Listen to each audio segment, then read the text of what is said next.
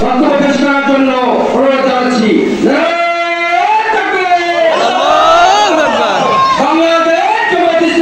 জিন্দাবাদ জিন্দাবাদ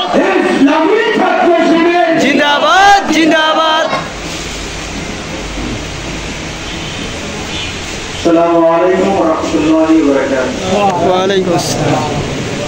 আজকে বাংলাদেশ জামাত ইসলামী পৌরসভা থেকে আয়োজিত ছুটি সম্মেলনে উপস্থিত আছেন প্রধান অতিথি মাওলানা আবুল কালাম আজাদ, উপস্থিত আছেন আমাদের জামাত ইসলামী নেতা অর্থ শাখার নায়েবে আমির মোহাম্মদ আব্দুর রশিদ এবং আরো অন্যান্য উপশাখা উপজেলা দায়িত্ববৃন্দ উপস্থিত আছেন। সবার প্রতি আমার আন্তরিক সালাম। আসসালামু আলাইকুম ওয়া রাহমাতুল্লাহি ওয়া বারাকাতুহু। ওয়া আলাইকুম আসসালাম।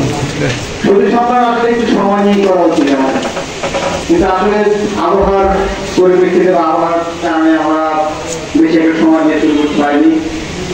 যাই হোক, কথা বেশি বাড়াবো না।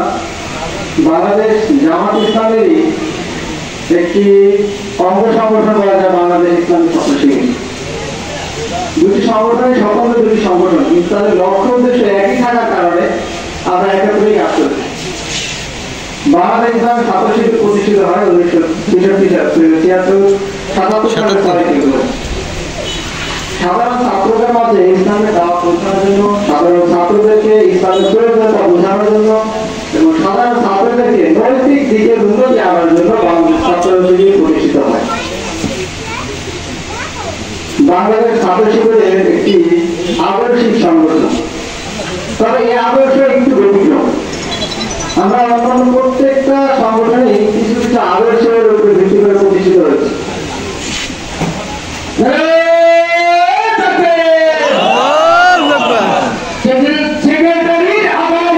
শুভেচ্ছা স্বাগতম। সেক্রেটারির আগমন। এখন এই মুহূর্তে আমাদের মাঝে উপস্থিত হয়ে মঞ্চকে অলঙ্কৃত করেছেন বাংলাদেশ জামাত ইসলামী নেত্রকোনা উপজেলার সংগ্রামী সেক্রেটারি মাওলানা মোহাম্মদ মঈনুদ্দিন সাহেব। তাকে তার আসন গ্রহণ করার জন্য বিনীতভাবে অনুরোধ জানাচ্ছি। আচ্ছা, যেটা ছিল আমরা আসলে শিবিরের একটা আদর্শিক জায়গা নিয়ে কথা বলতেছিলাম। তো শিবিরের আদর্শের সাথে অন্যান্য দলের আদর্শের সাথে আকাশ পাতালের তফাৎ। কারণ হচ্ছে আমাদের আদর্শ হচ্ছে রাসূলের আদর্শ, আমাদের পথ কোরআনের পথ। আমাদের বাংলাদেশ ইসলামী ছাত্র শিবির প্রতিষ্ঠিত হয়েছে সাধারণ ছাত্রদের মাঝে কোরআনের প্রয়োজনীয়তা, কোরআনের দাওয়াত পৌঁছানোর জন্য। বাংলাদেশ ইসলামী ছাত্র শিবিরের একটি লক্ষ্য উদ্দেশ্য, প্রত্যেকটা সংগঠনের একটি লক্ষ্য উদ্দেশ্য রয়েছে। বাংলাদেশ ইসলামী ছাত্র শিবিরের লক্ষ্য উদ্দেশ্য হচ্ছে আল্লাহ প্রদত্ত রাসূল সাল্লাল্লাহু আলাইহি ওয়াসাল্লাম প্রদর্শিত বিধান অনুযায়ী মানুষের সার্বিক জীবনের পূর্ণ বিকাশ সাধন করে আল্লাহর সন্তুষ্টি অর্জন। তাহলে আল্লাহর সন্তুষ্টি অর্জন চূড়ান্ত লক্ষ্য, এবং এই লক্ষ্যে আগামের পথ হচ্ছে কোরআন এবং হাদিসের পথ। বাংলাদেশ ইসলামী ছাত্র শিবির কখনো কোনো ব্যক্তির নৈতিকতার প্রতি আকৃষ্ট করে না।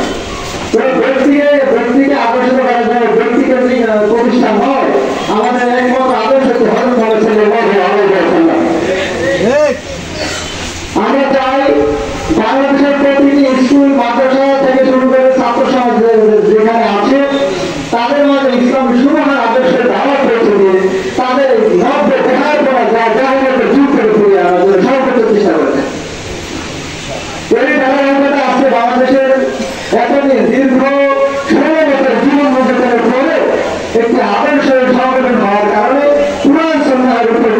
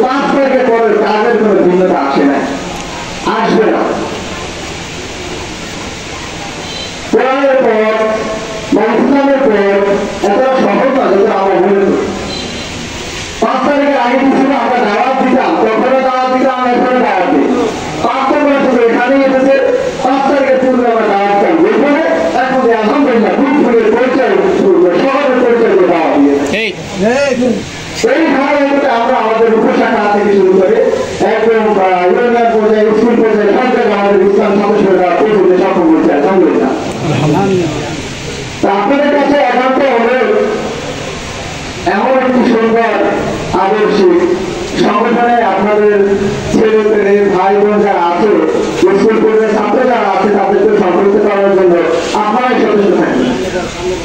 বাংলাদেশ ইসলাম ছাড়া এর কোনো বিকল্প নাই। ছাত্রদের বেতনটা ধরে রাখার জন্য এর কোনো বিকল্প আন্দোলন নাই। যাই হোক, আমি আসলে কথা বাড়াবো না, আমার সময় প্রায় শেষ পর্যায়ে। সকাল প্রতি শিবিরের প্রতি একটা আহ্বান রেখে ওই শিবিরকে জেলে বুঝে আপনার শিবির থেকে যে মানে এখন বর্তমানে 16 বছর বাংলাদেশ ইসলামের ছাত্র শিবিরের জামাতকে একটি মানে নেগেটিভ আইডেন্টিফাই করা হয়েছে বা তাদেরকে নেগেটিভ মার্কেটিং করা হয়েছে। আপনারা এই জায়গা থেকে বেরোবে আসুন, আপনার সচেতন নাগরিক, আপনারা সরাসরি সম্পৃক্ত হন, শিবিরকে জানুন, জামাতকে জানুন, তাদের লক্ষ্য উদ্দেশ্যে জানুন, তাদের প্রক্রিয়া জানুন, এরপরে আপনার সেই দলে সংযুক্ত হন। কারণ আপনার উদ্দেশ্যে আমাদের ইসলামের শিবিরের উদ্দেশ্যে আমাদের জামাতের উদ্দেশ্যে এক মাস হতে পারে।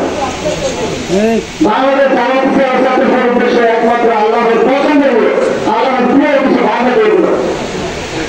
আমরা রাজনীতির ক্ষমতায় আসতে চাই না, আমরা চাই অনেক কিছু লোক তৈরি করতে যারা এই দেশকে পরিচালনা করতে পারবে আইন দ্বারা। তো এই ধারাতে বাংলাদেশের পরিপ্রেক্ষিতে আমাদের রাজনীতির সম্মুখীন হতে হয়, কিন্তু এটা আমাদের মূল উদ্দেশ্য নয়। আমাদের মূল উদ্দেশ্য আল্লাহর সন্তুষ্টি অর্জন করা। আল্লাহ তাআলা কোরআনে বলেছেন আপনার দিনকে কায়েম করা। আমরা তার একটা অংশ মাত্র বাস্তবায়ন করার চেষ্টা করেছি। আমরা ছাত্ররা আমাদের জায়গা থেকে দিনকে কায়েম করার জন্য আমরা আমাদের একটা প্রচেষ্টা চালিয়ে যাচ্ছি। সাধারণ ছাত্রদের মাঝে দিনকে দাওয়াত করতে দিচ্ছি।